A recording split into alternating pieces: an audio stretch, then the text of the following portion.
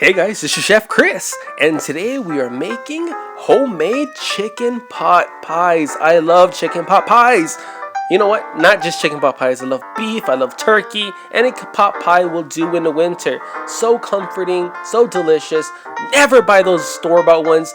They're so soggy. I don't know what kind of dough they use on top, but we're gonna make everything fresh, and you guys are gonna love it. Alright, so we're going to get started. We have got a chicken breast here. And a lot of chefs will tell you, don't use chicken breast. It's going to dry out. False. I use chicken breast all the time. I've got a beautiful technique I'm going to show you guys through the video, and it's going to work perfectly.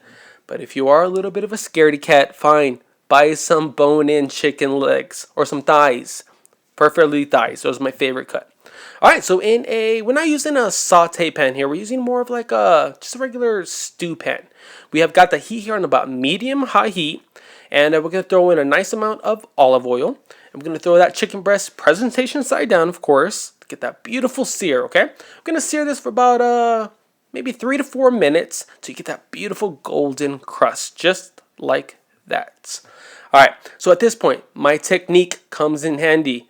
We are going to use chicken stock, alright? I'm using 1 can here. Depending on the size of your pan, you want to get that chicken stock up about halfway, okay?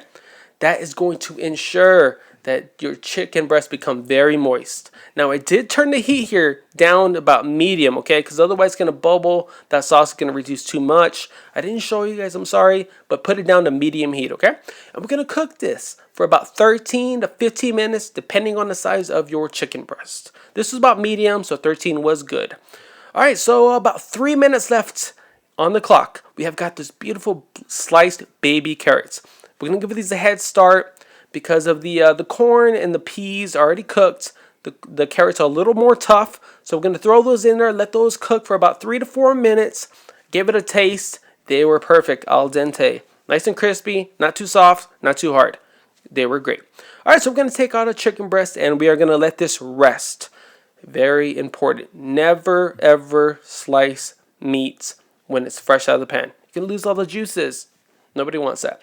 All right, so we're going to reserve those carrots, take those out with a nice slotted spoon, set those aside, and we are also going to save that chicken stock. Don't throw it away. You would ruin it. It's intensified. You've got that carrot that added another flavor in there. Set that aside. Let's put it in a kind of bowl, and we're good. All right, now in the same pan, why use a separate pan, right? Same pan, we got 5 tablespoons of butter. What we're going to do here is create a roux, guys, okay? So 5 tablespoons of butter. We're going to throw in some nice onions because I love onions and can't have chicken pot pie without onions. So we're going to simmer this ice only for about maybe 3 minutes. You don't want to cook these down too much. You're going to cook a lot longer in the oven. So 2 minutes is good. Let's give them a nice stir. We have the heat here still on about medium-low. Medium's good. Don't want to burn them. All right, now we are going to create a roux like I said. Now, a roux is equal parts fat, equal parts flour. You could have used olive oil instead of the butter. Just make sure they're equal parts, okay? I don't measure. I didn't throw 5 tablespoons of butter in here because cooking is not like baking. It's you can see what you need to add, adjust. I threw in a few tablespoons of butter, but the rule is equal parts butter, equal parts flour, okay? All right, or fat, butter, whatever. All right, so give it a nice stir. We're going to cook this for just a couple of minutes, maybe 2 minutes. You want to cook that flour taste out of there. And this is what we want right here. This is perfect. We've got a nice paste, okay? It may look weird, but it's going to work. This is how you're going to thicken up your sauce. So we're going to throw in that gorgeous chicken stock that we had that is flavoricious. I also threw in another 1.5 cups of a cilantro stock that I made, which was great. All right, now it may look a little watery here. You're going to be like, oh, this is not gravy. Don't worry, that flour is going to break up. Just give it a couple of minutes. Give it a nice stir. Just leave it there. Don't worry, it's going to thicken up. As you can tell right about there. Look at that. Oh, this alone would be great in any kind of turkey, any kind of chicken. I love gravy. Look at that. It's nice and thick. It's beautiful. It's flavorful. All right, so we give this chicken breast to rest about 5-10 minutes. It is time to slice. All we're going to do is slice them into nice little cubes. Now, this did undercook a little bit. It wasn't totally cooked, but that's fine because it's going to bake. So it's going to cook a little more. All right, so at this point, we got that gravy. We're going to throw in our carrots. We got some beautiful, nice peas. We're also going to throw in a little bit of corn. I didn't measure, but I roughly estimated that I have about a half a cup of everything, okay? All right, so I give it a nice stir, but that is the great thing about cooking. You don't have to measure. It's not like baking. You throw in the food. If I need a little more corn, I throw a little more corn in there. It's not a big deal. So we're going to give that a nice stir. Make sure everything, I was looking around. I was like, okay, everything looks perfect. So we're going to throw in those chicken that we sliced up and diced up.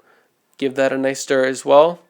And we are going to turn off the heat here, guys. We want this to cool down, okay? We don't want it too hot. It's going to melt that puff pastry we're using on top. So turn it off, let this cool down. I gave it a taste to see if I needed any more salt or pepper. No, I didn't. That chicken and the stock, everything else was so flavorful. All right, so we're going to preheat our oven here, guys, to about 350 degrees. And it is time to get our puff pastry. I did it early in the morning. I made some homemade puff pastry. If you want to go with the store one, go ahead. I'll have a future video, guys, don't worry, on how to make my gorgeous, famous puff pastry. Do some flour on there. It was a little sticky. Rolled it out. Basically, we're just trying to roll into a nice sheet. If you buy the ones in the store, they're already in sheets, so you're set. Okay, I'm making, this recipe will make you 4 of these nice little ramekins, okay? Of course, you can double them, you can half them, whatever you want. Now, we want to make sure this pastry is a little bit bigger than the actual dish you're going to bake it in, okay? So you want to fold it around there. You want to give it that beautiful homemade look, as we'll see in a little bit. All right, so once we cut those up, it's time to fill up our bowls.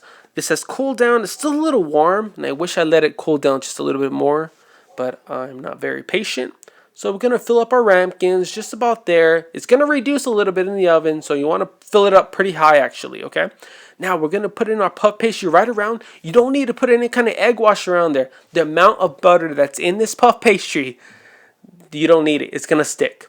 Of course, you definitely need to cut a few slits in there. Decided to go with a nice little sun shape. That's going to help the steam come out. Throw a little bit of that kosher salt on top for presentation and stick it right into the oven. And we're going to let this cook for roughly, I started and I was like, you know what, should we go 45? Should we go an hour? 45, an hour. You know what, let's go an hour. That way I'll keep my eye on it, make sure it doesn't get too crispy. I went the whole hour and they were perfect. Look at that, beautiful, crispy, amazing. I love a beautiful pot pie. That crust, so flaky, so delicious. Oh, amazing. The inside, so creamy, so gravy. It was all gravy, baby. It was delicious. I hope you guys make this. You guys will enjoy. If you have leftover turkey, this is a perfect way to use it, guys. But that is my chicken pot pie recipe. I hope you guys enjoy. And as usual, if you have any recipes you guys would like to learn how to make, let me know. And as always, I hope you guys enjoy.